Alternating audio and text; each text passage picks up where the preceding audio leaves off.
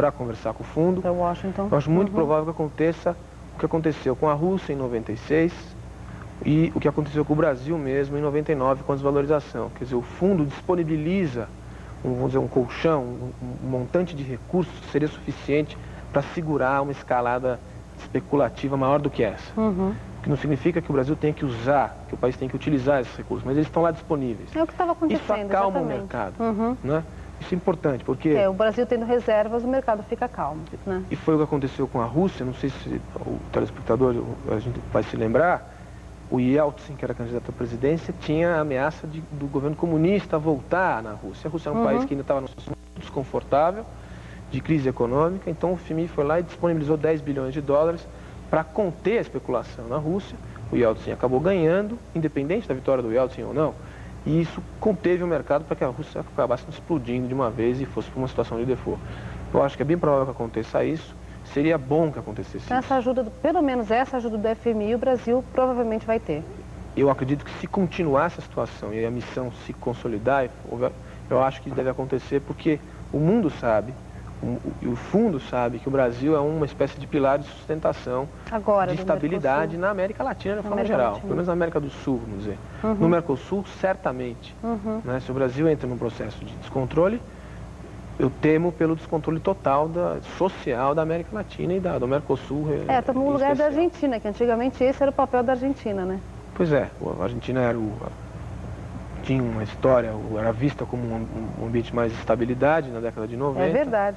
Mas a gente viu que a paridade cambial foi um erro que eles assumiram e prorrogaram durante muito tempo e depois para sair deu no que deu. O Brasil teve a sorte de conseguir sair do câmbio fixo em 99 e isso deu uma certa margem de manobra para o Brasil e hoje a situação não é tão ruim assim. E como é que essa crise da Argentina afetou a economia brasileira? Porque, pelo menos em exportação, a Argentina era um mercado muito importante para o Brasil. É possível mensurar isso já? Já existem alguns estudos, acho que a Federação das Indústrias de São Paulo fez que o primeiro cálculo aproximado de prejuízo das exportações brasileiras seria de 1 bilhão no ano de 2002. O Brasil, evidentemente, é um grande parceiro argentino, é o maior parceiro argentino, e nós estamos sentindo na balança comercial brasileira a falta de entrada de recursos das exportações já realizadas, que não foram pagas, uma parte ainda não foi paga, e das exportações que deixaram de ir. 23% da exportação brasileira vai para o Mercosul, enfim, isso tem um choque muito grande, vai haver uma redução, já está havendo uma redução, mas o efeito o Brasil está sendo administrado também, quer dizer, não é um choque assim de sem a Argentina não é possível, ainda é possível de se levar, é triste que aconteça, existe um processo de integração histórico, fundamental, que deve se sustentar, o Brasil tem que continuar acreditando no Mercosul, as pessoas não podem dizer que o Mercosul acabou, essa é uma fase, ela vai passar, os países não somem, não deixam de existir, né? Essa é uma fase ruim, o mundo vai indo muito mal, a situação não se introduziu muito bem. Nossa, os Estados Unidos, a Europa vão mal, imagine os países que estão em desenvolvimento, né, professor? Essa crise nas empresas de alta tecnologia, nos balanços das grandes empresas americanas, gerou uma incerteza geral na economia mundial. Os que mais sofrem são aqueles que... ontem eu ouvi um exemplo muito interessante, como se fosse um avião e os países em desenvolvimento estivessem na ponta da asa. Quando há uma turbulência, é a ponta da asa que balança mais. Então os reflexos em países em desenvolvimento são muito maiores do que nos países desenvolvidos. Ok. A gente chegou ao fim desse bloco, mas no próximo bloco a gente continua aqui no Conexão Brasil com o professor Christian Lobauer, que vai continuar falando para a gente sobre o Mercosul. Nós falamos sobre Brasil e Argentina e no próximo bloco falamos sobre Paraguai e Uruguai, também parceiros do Brasil. Até já, não saia daí.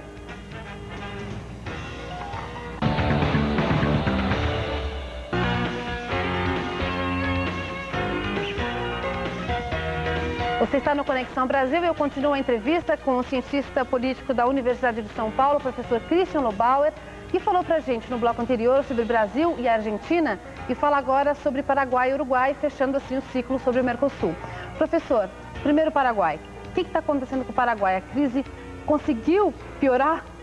O Paraguai é um país que tem enfrentado ainda grandes crises institucionais em razão de 30 anos de ditadura, do Stroessner, isso deixou ainda o Paraguai numa situação muito instável, mas desde a década de 90 já é uma democracia. E em 96 houve uma tentativa de golpe de Estado, foi contida, foi provocada pelo general Oviedo.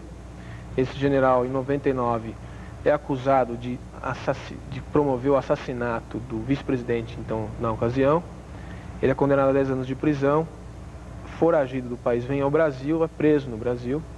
E essas manifestações que nós assistimos há 2 semanas atrás, acusa-se o general de ter incitado, serem correligionários. E o Paraguai queria que o Brasil, inclusive, fosse menos condescendente com o Oviedo e mandasse o Oviedo para lá, porque não aconteceu, né? Criou-se aí até uma certa saia justa, né? Bem justa, porque a situação brasileira, assim, o Brasil tem muita influência sobre o Paraguai, em todos os sentidos. A economia paraguaia é muito dependente da brasileira e a política, a estabilidade política paraguaia, muitas vezes, depende de uma certa mediação brasileira nas forças internas políticas do Paraguai. Quer dizer, o Brasil sempre procura contribuir, do ponto de vista diplomático, para que o Paraguai não rompa com o processo democrático, porque isso implicaria no corte, na ausência imediata do país do Mercosul. O presidente Fernando Henrique, quando houve as manifestações, ele tomou uma posição neutra, mas falou assim, olha, neutra até um certo ponto, vamos ver até aonde chega isso.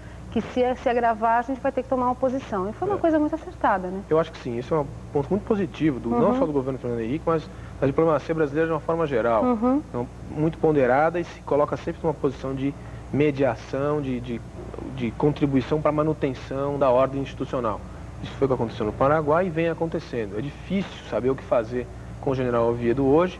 Ele pede asilo político no Brasil, alega que foi convidado a ser professor da universidade, fazer um curso na Universidade de Cuiabá, e isso complica bem a situação jurídica para saber o que fazer com ele. Na verdade, ele é um foco de instabilidade no Paraguai.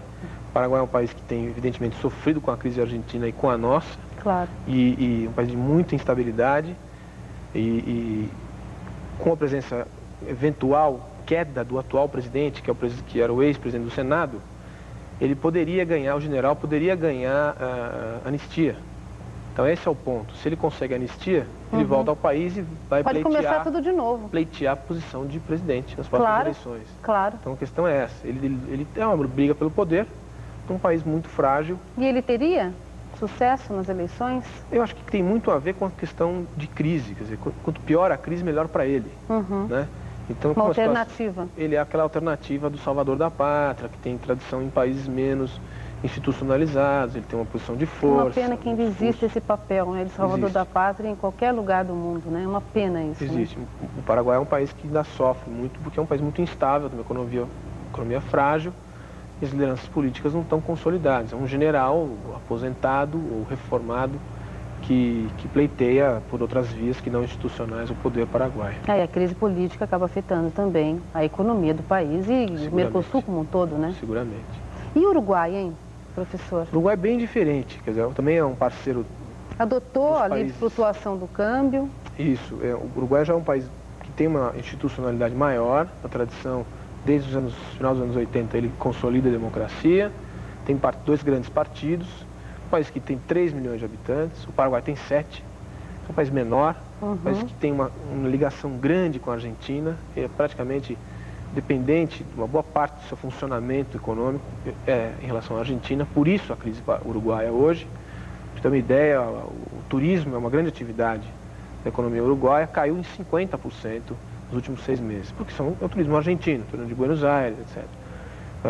A relação com o Brasil não mudou tanto ainda, mas com a Argentina mudou muito. E o presidente Ibarra, então, tem adotado algumas medidas de austeridade, mas o que se observa é que, se não me engano, hoje foi decretado o feriado bancário. Existe uma redução grande nas reservas do Uruguai e a economia também é uma economia que depende da força dos 2 grandes vizinhos. Claro. Se um vizinho está muito ruim e o outro sentindo, e é um país muito pequeno, que não tem uma indústria exportadora, não tem uma condição independente, está sofrendo drasticamente. Até por isso que o presidente Fernando Henrique acabava pedindo também pela Argentina. Claro, porque o Brasil também ia se beneficiar numa ajuda do FMI a Argentina? Não é isso, professor? Com certeza. Quer dizer, é o que a gente estava dizendo antes. Se o FMI